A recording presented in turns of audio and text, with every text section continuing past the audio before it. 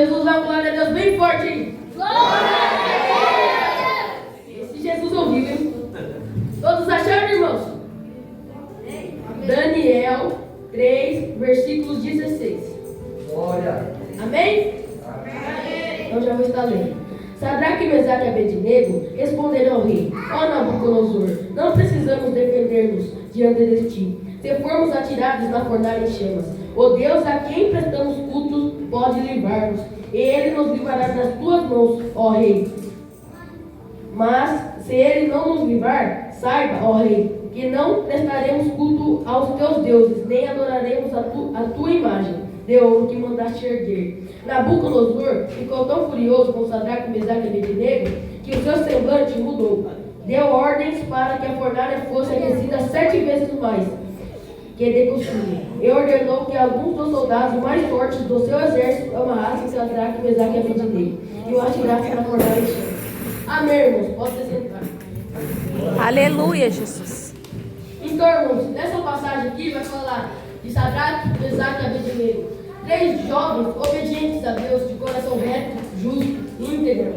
E aqui, irmãos, naquela época, o rei Nabucodonosor tinha feito uma estátua de ouro, e ele fez um decreto que tinha que todo mundo adorar aquela imagem, tinha que se prostrar, tinha que se ajoelhar. Mas Sadraque, mas Sadraque, Mesaque e Abednego, eles não iam se curvar perante aquela estátua, que tem olhos, mas não vê, tem boca, mas não pode falar, tem nariz, mas não pode sentir.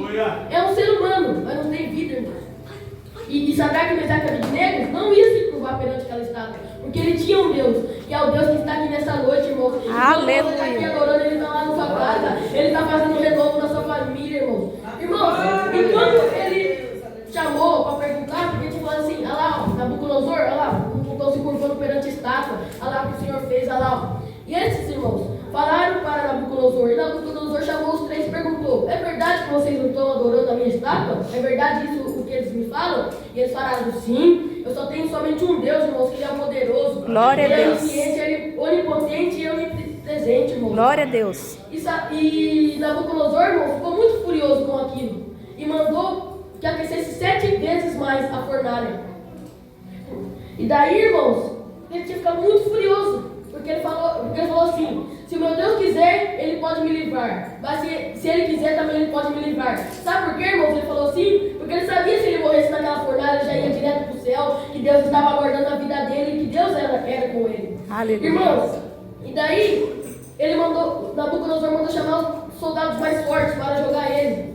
Tá, daí jogaram. Daí Nabucodonosor fez uma pergunta assim: ué, mas eu não tinha jogado só 3 homens na fornalha? Daí as pessoas responderam: sim, então por que eu vejo um quarto homem? Eita, esse Deus! Quarto homem, irmãos, ele era Jesus, irmãos. E ele falou: eles estão andando normalmente, como se estivessem em terra firme. Irmãos, e os quadros estavam passeando no meio Glória da a Deus! Os quadros saíram mesmo de lá. Esse é o nosso Deus. E Nabucodonosor tinha falado assim: que Deus poderá livrar? Que Deus que poderá livrar? E esse é o nosso Deus, irmãos, que abre portas onde não tem paredes, irmãos. Esse é o nosso Deus. E Nabucodonosor ficou assim, ó. Ficou impressionado que nosso Deus é um Deus de maravilha, ele é um Deus de promessa, irmãos. Irmãos, e Sadraque, Mesaque e Abednego creram no Senhor e receberam a vitória dele, irmãos. Ele podia ter se prostrado diante daquela estátua, mas ele ficou conseguindo adorar o Senhor, ele não se curvou. Irmãos, Daniel, ele foi jogado na cova dos leões. E antes, irmãos, de ele ser jogado, Deus já estava lá, Deus já estava mandando um anjo para guardar a vida dele. E Daniel dormiu na cova dos leões, normal. Esse é o nosso Deus, irmãos. Ele saiu também de lá ileso. Irmãos, Paulo e Silas, eles eram um homem muito temente a Deus também.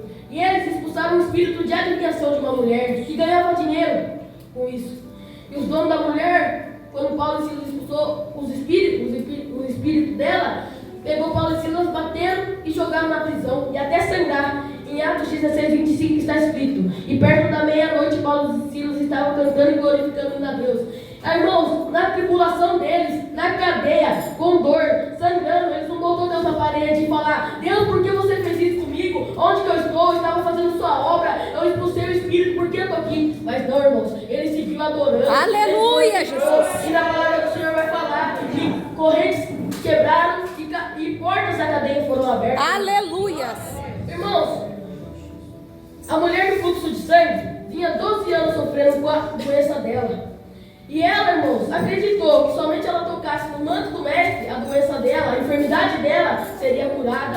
Irmãos, e ela enfrentou a multidão, enfrentou todas aquelas pessoas e conseguiu tocar. E Jesus virou assim e perguntou: quem me tocou? E a multidão ficou assim: mestre, olha o tanto de pessoa que tem, você vai falar quem te tocou? E a mulher respondeu: fui eu. É, Jesus. Daí Jesus falou assim: vai, filha, a tua fé te salvou. E ela, irmão, não teve medo, não, ela foi atrás da bênção dela. Irmãos, o cego Bartimeu, ele tinha uma doença, ele era cego, ele só podia ficar mendigando na cultura deles. Irmãos, e ele ouvindo que era Jesus passar, começou a clamar: Jesus, filho de Davi, tem misericórdia de mim. E a multidão estava repreendendo ele para que ele se calasse, parasse de chamar a atenção do mestre. Mas ele não estava ligando, irmãos, e continuava clamando cada vez mais: Jesus, filho de Davi, tenha misericórdia de mim. E Jesus foi e perguntou para eles: o que queres que eu te faça? E ele respondeu: mestre, que eu tenha vista.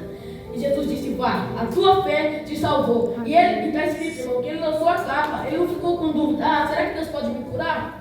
Será que um dia eu posso voltar a enxergar de novo? Mas ele lançou a capa dele, irmãos. E ele foi, confiou em Jesus e teve a vitória dele. Você está buscando a Deus nessa noite, irmão? Você está lançando a capa? Aleluia! Irmão, sempre que eu vou pregar, eu gosto muito de falar do povo do Egito. Porque ele era um povo que via o pão caindo do céu, via a carne cair do céu, a água saindo da rocha, Deus fazendo maravilhas na vida deles. Eles, irmãos, Deus abriu o mar vermelho para eles passar. E eles, irmãos, passaram e Deus fechou o mar. E Faraó e seu exército, irmãos, morreram afogados e eles passaram tranquilamente. E eles, irmãos, mesmo assim estavam murmurando, estavam reclamando, para eles não estava bom. Eles queriam estar no Egito, via a bênção caindo e estavam murmurando. E aí, irmãos, quem você está sendo nessa noite? Você está sendo o povo do Egito que está vendo a bênção cair do céu e está murmurando? Ou está sendo que nem Paulo, Silas, Daniel e Sadraque, Mesaque e Abednego? Irmãos, Deus vê a sua oração que você faz. Ele vê a sua oração que você levanta. Às vezes você pode falar assim: a minha oração não passa do teto, eu acho que Deus não escuta. Mas Ele escuta sim, irmãos, porque é no silêncio que Deus está trabalhando. Glória a Deus. Do alto dos céus, está escrito na palavra deles, que do alto dos céus, Ele inclina os seus ouvidos para nossas orações e escuta, irmãos. E o anjo vai lá mostrar para ele tudo, ele sabe tudo que nós está passando, irmão. Ele pode te curar, se você estiver buscando, se você estiver jejuando e fazendo tudo na obra dele, irmão. Irmão, reflita nessa palavra. Quem você está sendo? Você está confiando em Jesus? Você está buscando? Que a mulher de Ló, irmãos, ela olhou para trás e virou uma estátua de sal. E Deus tinha falado: não olhe para aquela cidade. E ela olhou, irmãos, virou uma estátua de sal. E aí, irmãos, elas ficou paradas no caminho. Porque na palavra do Senhor fala: 1000 cairão ao teu lado e 10.000 à tua direita, mas você não será atingido, porque sou eu teu Deus. Irmãos, a gente não pode olhar para a direita, a gente não pode olhar para a esquerda, a gente não pode olhar para trás, a gente não pode ficar parado. Mas sim, seguindo marcha reta. Glória a Deus. Seguindo o alvo que é Cristo, irmãos. E a gente vai chegar na vitória, a gente vai conquistar, irmãos. Que Deus, irmãos, dá para nós. Ele dá a bênção, Ele dá a bênção. Mas a gente não tem que adorar pelas bênçãos que Ele dá, mas sim porque Ele é. A gente tem que agradecer porque Ele é, porque Ele nos dá um dia de vida, a gente tem que agradecer. Obrigado, meu Deus, por mais esse fôlego. Obrigado por ter aqui o Senhor ter me levantado, ter guardado meu sono, me zelado de todo o mal, irmão. Nós temos que agradecer isso. E não pelas bênçãos que Ele dá, não pela casa, não pelo carro que a gente conquista, mas sim pelas maravilhas que a gente quer poucas, mas a gente esquece de agradecer, irmãos. E Deus, irmãos, Ele é com nós. Se a gente estiver buscando, se a gente estiver jejuando, a gente prospera. Mas se a gente não tiver Deus no coração, não estiver seguindo Ele, a gente não sai para frente não, irmãos. Porque esse Deus é o nosso poderoso, Ele é o onisciente, irmãos. Irmãos, eu sei que essa palavra não foi muito longa, mas reflita nela nessa noite. Aleluia. Veja quem você está sendo. Lance a sua capa. Não importa a prisão, a cova, a fornalha que está te pedindo nessa noite. Mas confie no Senhor. Segue em marcha reta, que o alvo é Ele. O objetivo é o céu, irmãos.